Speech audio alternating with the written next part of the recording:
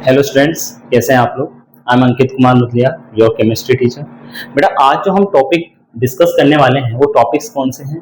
आज हम देखने वाले हैं कि isotopes, isobar, iso electronic, isotones, इनमें डिफरेंस क्या होता है। ठीक है, तो वन बाय वन हम एक एक करके इनको डिस्कस करेंगे। देखो, सबसे पहले हम आइसोटॉप की बात करेंगे बेटा। सबसे पहले हम किसकी बात करेंगे?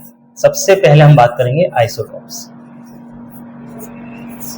तो देखो, आइसोटॉप्स में आपको क्या ध्यान रखना है कि सेम क्या होता है इसमें, atomic number, same atomic number होता है इसमें। और डिफरेंट क्या होगा? Different mass number. Mass number इसमें क्या होगा? डिफरेंट होगा। तो हम क्या लिखेंगे? Different mass number. अब ऐसे तो समझ में आएगा नहीं, तो एग्जांपल से समझने की कोशिश करते हैं। तो इसके लिए मैं एक एग्जांपल देता हूं। जैसे आपने देखा होगा 1H1, 1H2, 1H3, ये हाइड्रोजन के आइसोटॉप्स हैं। इसको बोलते हैं प्रोटियम, इसको ड्यूटेरियम और इसको ट्रिटियम। अब आप देखो बेटा, इन्हें आइसोटॉप्स क्यों बोलते हैं? आप देखो यहाँ पे, आप देखेंगे यहाँ पे इनके एटॉमिक नंबर, इनके एटॉमिक नंबर जो हैं वो क्या है बेटा? C। और आप इधर देखो, ये जो मास नंबर है ये क्या है बेटा? डिफरेंट। और इसी वजह से इन्हें हम क्या बोलेंगे? आइसोटॉप। इन्हें हम क्या बोलेंगे? आइसोटॉप। आप देख सकते हो एटॉमिक नंबर क्या है? सेम। और मास नंबर क्या है? डिफरेंट। तो जब भी आपको दिखे कि एटॉमिक नंबर सेम है और मास नंबर डिफरेंट है, तो वो क्या है? आइसोटॉप्स है। ठीक है, एक एग्जांपल और ले लेते हैं इसका। देखो इधर, जैसे ऑक्सीजन की अगर मैं बात करूं,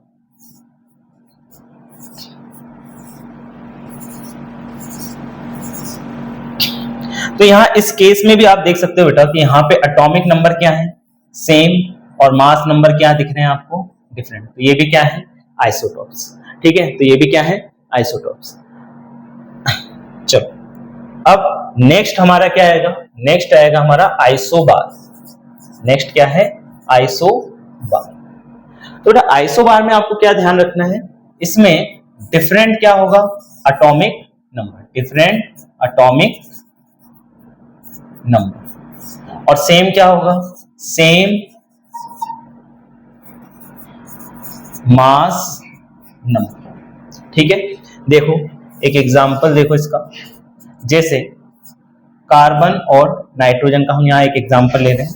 ये 6 और ये 7, इनका एटॉमिक नंबर क्या होता है? 6, इसका क्या होता है? 7। पर इनके एटॉमिक मासेस क्या दिख रहे हैं आपको? सेम।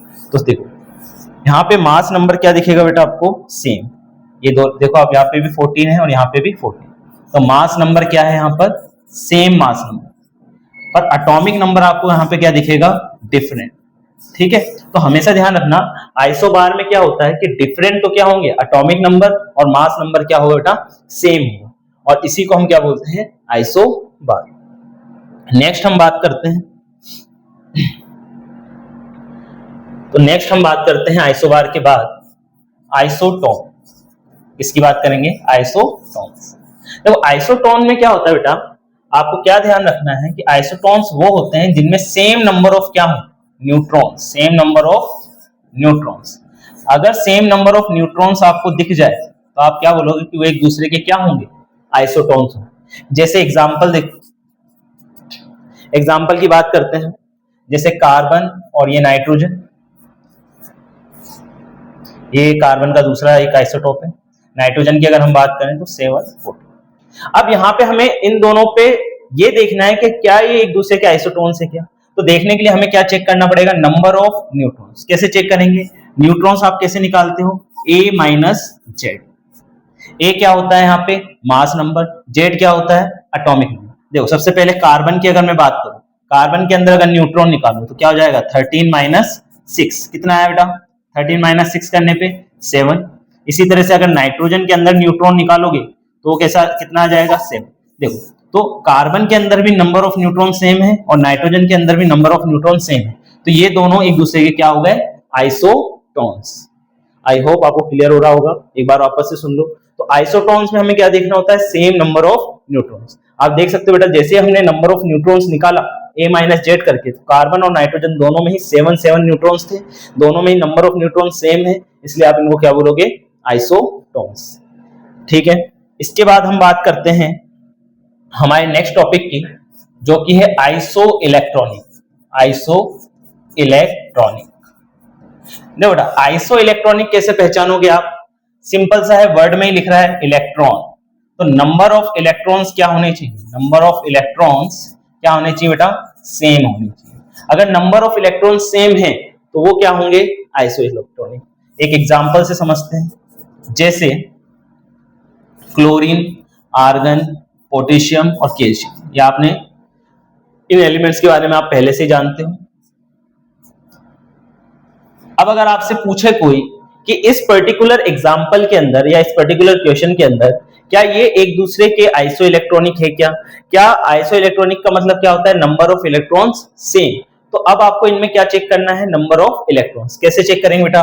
देखो Cl माइनस, सबसे पहले अगर आपको आयंस गिवन है तो आप आयन को भूल जाओ और जो उसका न्यूट्रल एटम है यानी नॉर्मल जो क्लोरीन है उसका एटॉमिक नंबर लिखो। तो क्लोरीन क्या होता है? 17। तो देखो 2 8 7। अब अगर इसको ऑक्टेट कंप्लीट करना है तो ये क्या लेगा? एक इलेक्ट्रॉन लेगा बेटा। तो यहाँ पे गेन ऑफ इलेक्ट्रॉन होगा। कितने इलेक्ट्रॉन का गेन होगा? एक इलेक्ट्रॉन का।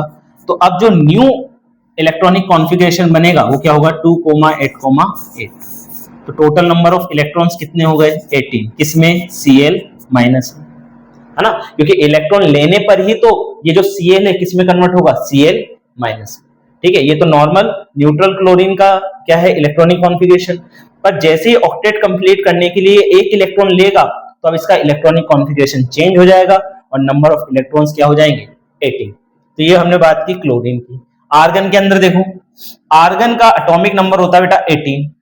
ये तो डायरेक्ट ही लिख लो आप 2, 8, 8, है ना। और आप ऐसे भी कर सकते हो कि एटॉमिक नंबर 18 है तो न्यूट्रल एटम के अंदर number of electrons, number of atomic number क्या होते हैं? सेम होते हैं। ठीक है, तो यहाँ पे भी कितने हो गए? 18। अब बात करते हैं K प्लस की। तो सबसे पहले नॉर्मल पोटेशियम का देखो क्या होता है इलेक्ट्रॉनिक कॉन्फ़िगरेशन? 2, 8, 8। कितना हो गया? ये 18 और ये 1। अब देखो ये मेटल है और मेटल अपने अंदर से क्या करते हैं? इलेक्ट्रॉन को लूज करते हैं। तो ये एक इलेक्ट्रॉन को लूज करेगा। अब ऐसा क्यों कर रहा है? जैसे ही ये एक इलेक्ट्रॉन को लूज करेगा तो इसके आउटर मोस्ट में कितने इलेक्ट्रॉन रह जाएंगे? 8। और ये क्या कंप्लीट कर लेगा? ऑक्टेट।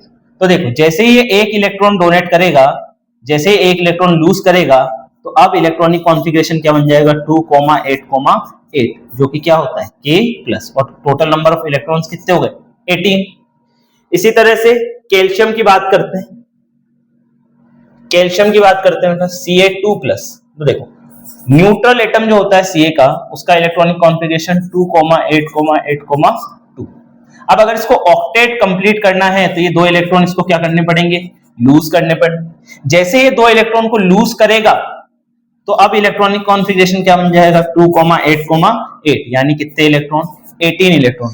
अब मुझे बताओ क्या सभी में chlorine, argon, potassium, calcium, Cl minus, Ar, K plus और Ca2 प्लस, इन सभी में नंबर ऑफ इलेक्ट्रॉन सेम है क्या?